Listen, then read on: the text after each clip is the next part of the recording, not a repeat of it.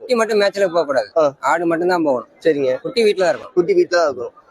குட்டி விக்கிற ஸ்டேஜ் வரைக்கும் வீட்டுல தான் இருக்கணும். 3 மாதம் ஆனாலும் சரி விக்கிற ஸ்டேஜ் வரைக்கும் வீட்டுல இருக்கணும். ஆடு மட்டும் தான் மேய போகணும். சரிங்க. ஒரு ஆட்டுக்கு டாய் மட்டும் கூடயே போகலாம். அவ்வளவுதான். குட்டி விக்கிறோம்னா ஜோடி 14 ரூபாய்க்கு விக்கிறோம். இப்ப நீங்க 10 ஆடு வளர்க்குறவனுக்கு ஜோடி 14 ரூபாய் என்னாச்சு? 1,40,000 ஆச்சு. 3 மாசத்துல 1,40,000 ரூபாய் வருமானம் வரும்.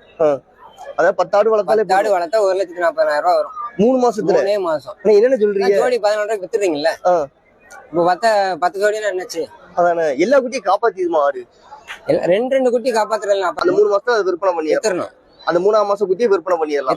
இப்ப இந்த குட்டி வந்து இப்ப 3ஆம் மாசத்துல விற்பனை பண்ணணும்ங்கறீங்க. ஆமா ஆமா ஆமா. இப்ப 3ஆம் மாசத்துல விற்பனை பண்ணும்போது இந்த குட்டியில என்ன லாபம் அப்படிங்கறது நமக்கு கிடைக்கும்? ஏன்னா இது கொடியாடு இன்னைக்கு 18,000 20,000 வாங்குறோம் அப்படின்னா நம்ம அது குட்டியை வந்து அந்த விலைக்கு வித்தாகணும்.